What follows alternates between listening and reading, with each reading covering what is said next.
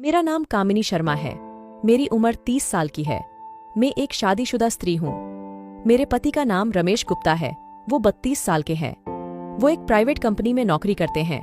हमारी शादी को 3 साल हो गए थे, लेकिन अभी तक मेरे बच्चा नहीं हुआ था। हमारे परिवार में हम दोनों पति पत्नी और मेरे सास ससुर रहते थे, और उनकी बेटी जो कि बनारस में अपने ससुराल में रहती है, उसे छोड़कर कुल मिलाकर 4 लोग हैं। हम सब अपनी जिंदगी में बहुत खुश थे।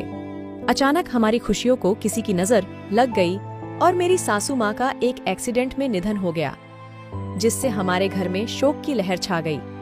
अपनी जीवन संगनी के चले जाने से मेरे ससुर जी बहुत ज्यादा टूट गए थे। मैं जब भी ससुर जी को देखती, वो अकेले में बैठे रो रहे होते। मैंने और मेरे पति रमेश ने बहुत समझाया कि ऐसा न किया करो, आप घर के बड़े हो, आपने हमें हौसला क्या देना है, बल्कि खुद ही हौसला हार रहे हो। हमारी बात सुनकर वो कुछ पल के लिए चुप हो जाते थे, लेकिन अकेले में फिर से रोते रहते। इस तरह से 6 महीने निकल गए, लेकिन बाबूजी का अपनी पत्नी को भुला पाना बहुत कठिन काम लग रहा था।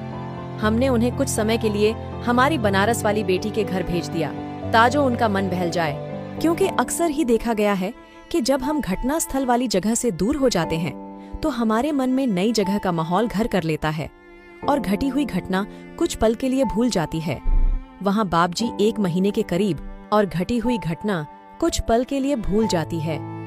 वहाँ बाबूजी 1 महीने के करीब रहे, लेकिन वैसे ही रोते घर वापस आ गए। उनमें कोई बदलाव नहीं आया, मतलब कि उनको बाहर भेजने का कोई जी में एक खास बदलाव नोट किया कि वो आने बहाने मेरे शरीर को घूरते थे, या ये कह लो कि छूने की कोशिश करते थे। दिल कर रहा था पति को फोन करके सारी बात बता दूं। फिर सोचा कि अगर मेरे पति मेरी बात पर यकीन नहीं करेंगे तो मैं क्या करूंगी। मेरे पास कौन सा कोई सबूत है, यही सोचकर मैं चुप हो गई। पहले तो मुझे लगा कि शायद मेरा ये वहम होगा, लेकिन एक दिन तो हद ही हो गई। मैं बाथरूम में जा रही थी। वहां पहले से ही बाबूजी अंदर थे और दरवाजा अंदर से बंद था। मुझे कुछ अंदर से अजीब सी आवाजें आ रही थी। मैं सोच रही थी कि बाबूजी इतना टाइम वहां क्या कर रहे हैं। फिर मैं सोची, कहीं बाबूजी, जब मुझे लगा कि वो कभी भी बाहर आ सकते हैं। इतना सुनते ही मेरी तो हालत खराब हो गई और मैं बिना बाथरूम जाए ही वापस अपने बेडरूम में आ गई। पहले तो मन में ख्याल आया कि फोन करके सारा मामला अपने पति रमेश को बता दूं। फिर सोचा, नहीं, इस तरह से तो मेरे ऊपर ही बात आ जाएगी कि तुम हम बाप बेटे को आपस में लड़वा रही हो। बाकी बोलने से क्या हो गया, कुछ किया तो नहीं ना उन्होंने, किसी के भी कहने से क्या होता है। उस रात मुझे नींद न आई। बार बार यही बात प्रेषण कर रही थी मुझे कि बाबूजी, पति ने मुझे प्यार के लिए बोला, लेकिन मैंने मन नहीं है कहकर मना कर दिया और सारी रात जागते हुए ही निकल गई।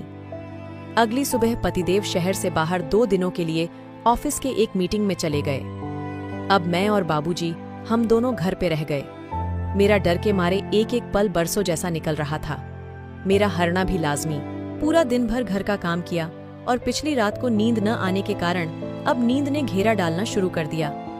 मैं वैसे तो साड़ी पहनती हूँ, लेकिन गर्मी होने के कारण कुछ दिनों से सलवार कमीज ही पहनती थी। लेकिन घर में मैं साड़ी ही पहनती थी। दूसरा, उसे संभालना बड़ा कठिन काम था। मेरा पूरा शरीर पसीने से भीगा हुआ था, तो मैं अपने बेडरूम में आकर पंखे के नीचे लेट गई। पूरा शरीर पसीने से भीग गया था। दीवार घड़ी दिन के 4 बजा रही थी, तो मुझे पता ही नहीं चला कब मेरी आंख लग गई। करीब आधे घंटे बाद मैंने महसूस किया कि मुझे कोई हाथ लगा रहा है। पहले तो मुझे लगा शायद सपने में मेरा पति है।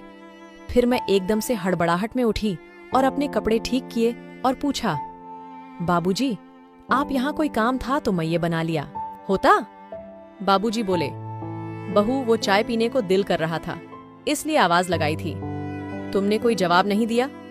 मैंने सोचा सो होगी, तो मैं सीधा अंदर चला आया। तो मैंने देखा कि तुम सोई हुई थी, तो मैंने सोचा सोई हुई को क्यों उठाना, मैं खुद ही चाय बना लेता हूँ। इतने में तुम जाग गई। इन शब्दों में मानो बाबूजी ने अपनी सफाई दी हो। मैं झट से बेड से नीचे उतरी। मेरा दिल धक धक कर रहा था और अपनी चुनरी अपने सिर पे लेकर कहा, आप अपने कमरे में जाइए, मैं वहीं चाय लेकर आती हूँ। मेरे इतना कहने से शायद उसका दिल टूट सा गया। वो अपने कमरे में चले गए। करीब 10 मिनट बाद मैं एक कप चाय ट्रे में लेकर उनके कमरे में गई। वो अब रो रहे थे। मैंने पूछा, अब क्या हुआ बाबूजी, आप रो क्यों रहे हो? कोई दिक्कत है क्या? कुछ तबीयत खराब है क्या? डॉक्टर को फोन लगाकर बुला लेती हूँ। वो बोले, नहीं बहू, कुछ नहीं, बस आज मेरा दिल तेरी सासू माँ को याद करके रो रहा है। उसकी कमी मुझे बहुत खल रही है। उससे करने वाली बातें मैं किससे करूं? मैं भी इंसान हूं, मेरी भी कुछ ख्वाहिशें हैं। मेरा भी दिल करता है कि मैं अपनी दिल की सारी बातें किसी से शेयर करूं। अब मैं बच्ची तो थी नहीं जो उनकी बातों रही थी। वो मेरे गले लगकर जार जार रो रहे थे। मेरे दिल में भी अनेकों तरह के विचार आ रहे थे। मुझे उन पे दया भी आ रही थी। एक बार तो मन में आया कि कुछ नहीं होगा, इनको खुश कर दूं। घर की इज्जत का ख्याल आ गया, ये अनर्थ हो जाएगा। हम किसी को मुंह दिखाने लायक नहीं रहेंगे। इससे बेहतर यही है कि घर पे ही इसका हल हो जाए। बाबूजी की इतनी उम्र हो चुकी थी कि उनकी दोबारा शादी भी नहीं हो सकती थी। मैंने दिल पे पत्थर रखकर उनका न्योता मन में ही कबूल कर लिया, लेकिन घर की इज्जत पे कोई आंच ना आए, इसलिए मैंने उन्हें नहाने को कहा और उनके कपड़े वगैरह निकाल के उनको दे दिए, क्योंकि उनके पसीने की बदब आ रही थी। वो नहाकर वापस आ गए। उन्होंने बनियान के नीचे टॉवल को धोती की तरह लपेटा था। वो थोड़ा सा मुस्कुराए और मैं उनकी इस हरकत से हल्का सा मुस्कुरा पड़ी। उन्होंने भी हंस के मेरी मुस्कुराहट का जवाब दिया। किसी न किसी तरह वो दिन निकल गया। अगले दिन जब सुबह की चाय देने उन्हें उनके कमरे में गई, वो रात को शायद तौलिए को लपेटकर ही सो गए। मैंने हल्का सा दरवाजे को धक्का दिया तो दरवाजा खुला था। बाबजी बजरियान पहनकर सो रहे थे। उनकी इस हरकत से मुझे सुबह सुबह बहुत गुस्सा आया, लेकिन मैं बोली कुछ नहीं, बल्कि वही चाय ढक के रखकर चली आई और अपने कामों में व्यस्त हो गई। करीब 1 घंटे बाद वो आए और बोले, बहू, जरा सा तेल गुनगुना करके ले आओ, मेरे सिर और बदन पे मल दो, मुझे नहाने जाना है। मुझे उनकी नीयत तो पहले ही पता चल गई थी, लेकिन फिर भी कोई प्रैक्टिकली प्रक्रिया न होने की वजह से कोई सबूत नहीं था।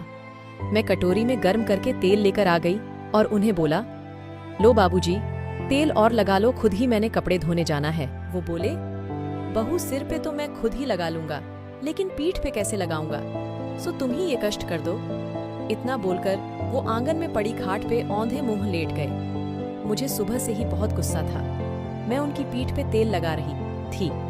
करीब 5 मिनट बाद उन्होंने साइड बदलते हुए कहा, तुम्हारे हाथ तो तेल से भीगे ही हैं। मैं न चाहते हुए भी उनकी हर बात मानते चली जा रही थी और दोनों हाथों से उनकी मैं न चाहते हुए भी उनकी हर बात मानते चली जा रही थी और दोनों हाथों से उनकी मालिश करने लगी। मैं सोच रही थी कि शायद सासू माँ जिंदा होती तो ये सब मुझे न करना पड़ता।